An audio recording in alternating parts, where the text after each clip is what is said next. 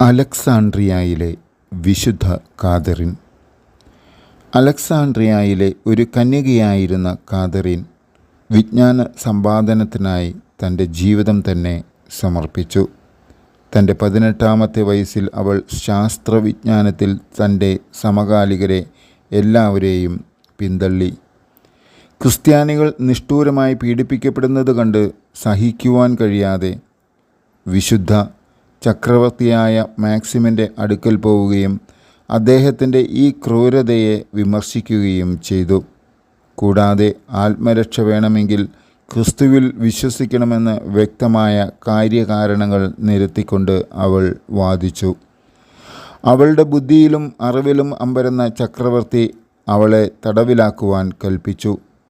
തുടർന്ന് ഏറ്റവും പ്രഗത്ഭരായ ധാരാളം തത്വചിന്തകരെ വിളിച്ചു വരുത്തുകയും വിശുദ്ധയുമായി വാഗ്വാദത്തിൽ വിജയിക്കുവാൻ ധാരാളം പേരെ ഏർപ്പാടാക്കി. അവളെ ക്രിസ്തുവിലുള്ള വിശ്വാസത്തിൽ നിന്ന് പിന്തിരിക്കുകയും ചെയ്താൽ ധാരാളം പ്രതിഫലം നൽകാം എന്ന് രാജാവ് വാഗ്ദാനവും നടത്തി.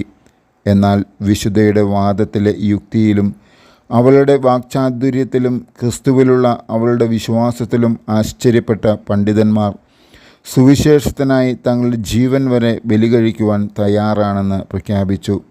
അതിനെ തുടർന്ന് ചക്രവർത്തി മുഖസ്തുതിയിലും പ്രലോഭനങ്ങളാലും വിശുദ്ധയെ അനുനയിപ്പിക്കുവാൻ ശ്രമിച്ചു. എന്നാൽ ഈ ശ്രമങ്ങളൊന്നും ഫലം കണ്ടില്ല.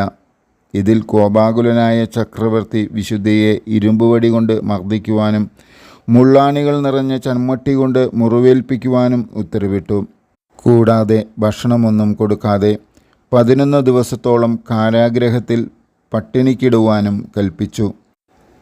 ചക്രവർത്തിയുടെ ഭാര്യയും സൈന്യാധിപനായ പോർഫരിയൂസും തടവറയിൽ വിശുദ്ധയെ സന്ദർശിച്ചു. വിശുദ്ധയുടെ വാക്കുകൾ അവരെയും ക്രിസ്തുവിലേക്ക് അടുപ്പിച്ചു. യേശുവിലുള്ള തങ്ങളുടെ സ്നേഹം പിന്നീടവർ തങ്ങളുടെ രക്തത്താൽ തന്നെ തെളിയിച്ചു. വിശുദ്ധ കാതറിൻ അനുഭവിക്കേണ്ടി വന്ന അടുത്ത പീഡനം നല്ല മൂർച്ചയും മുനയുമുള്ള കത്തികളാൽ നിറഞ്ഞ ഒരു ചക്രത്തിൽ കിടക്കുക എന്നതായിരുന്നു. അവളുടെ കുത്തിമുറിവേൽപ്പിക്കപ്പെട്ട ശരീരത്തിൽ നിന്നുള്ള പ്രാർത്ഥനകൾ സ്വർഗത്തിൽ എത്തി. ആ നാരകീയ ശിക്ഷായന്ത്രം പല കഷണങ്ങളായി പൊട്ടിത്തെറിച്ചു. ഈ അത്ഭുതത്തിന് സാക്ഷികളായ എല്ലാവരും ക്രിസ്തുവിൽ വിശ്വസിക്കുവാൻ ആരംഭിച്ചു. ഒടുവിൽ 312 നവംബർ 25-ന് ക്രിസ്തുവിൻ്റെ ഈ ദാസിയെ അവർ തലയെറുത്ത് കൊലപ്പെടുത്തി. വിശുദ്ധയുടെ ശരീരം സീനായ് കുന്നിലാണ് സംസ്കരിച്ചത്. വിശുദ്ധ കാതറിൻ്റെ രക്തസാക്ഷിത്വത്തെ പറ്റിയുള്ള ഐതിഹ്യത്തിൽ നിന്നും ചരിത്രപരമായ സാരാംശം വേർതിരിച്ചെടുക്കുവാനുള്ള ശ്രമങ്ങൾക്ക് വളരെയേറെ വെല്ലുവിളികൾ നേരിടേണ്ടതായും വന്നിട്ടുണ്ട്. പൗരസ്ത്യ ദേശങ്ങളിൽ നിന്നുമുള്ള പഴയ വിവരങ്ങളിൽ ഈ വിശുദ്ധയെക്കുറിച്ച് പരാമർശിച്ചു കാണുന്നില്ല. പാശ്ചാത്യ ദേശങ്ങളിലാകട്ടെ ഈ വിശുദ്ധയെ ആദരിക്കുന്നവർ 11-ാം നൂറ്റാണ്ടിന് മുമ്പ് ഉള്ളതായി കാണുന്നുമില്ല. കുരിശുയുദ്ധക്കാരാണ് ഈ വിശുദ്ധയെ വണങ്ങുന്ന പതിവ് പ്രചാരത്തിലാക്കിയത്. 14 പരിശുദ്ധ സഹായകരിൽ ഒരാളെന്ന നിലയിലാണ് വിശുദ്ധയെ പരിഗണിക്കുന്നത്.